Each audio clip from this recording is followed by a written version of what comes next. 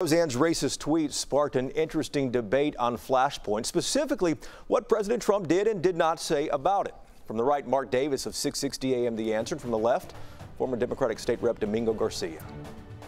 Thanks, Jason, and good Sunday morning. You know, inside Texas politics is a constant, but there are some shows that you're not going to be seeing anymore on this channel. There's that whole Roseanne thing. Whoops, she opens her big Twitter mouth and that all goes away. But everything starts in terms of a fresh debate. So with Domingo here, I thought I'd ask, because right after everybody largely universally distanced from her very unfortunate tweet, then a lot of people started to suggest that uncovered the real heart of Trump and everybody who voted for him. Domingo, do you want to be a part of that piling on?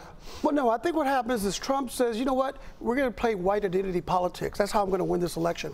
The Russians gave me the game plan. Let's divide Americans among race, divide Americans among religion, and there you have incidents where black men at Starbucks are called on the police, where you have Hispanic employees who are berated at a deli in New York by an attorney.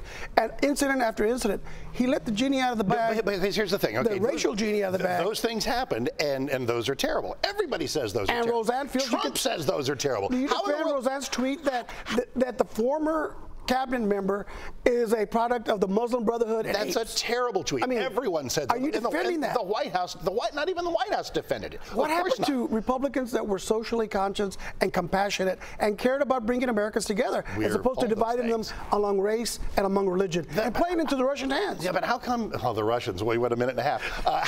How come you guys are the only ones who end up talking about these racial divisions? We really don't. The Roseanne thing was a bad tweet, but the notion that this somehow opens up the heart of Trump or his voters, hello, that's just kind of a slander, isn't it? No, Roseanne was a Trump supporter. Yes.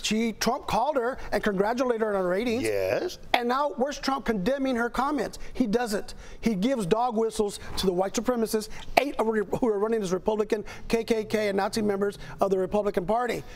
Do you repudiate that, Mark? Of course I do. Even standing up, he's still on his game. From the right, Mark Davis, 660 AM The Answer. From the left, Domingo Garcia.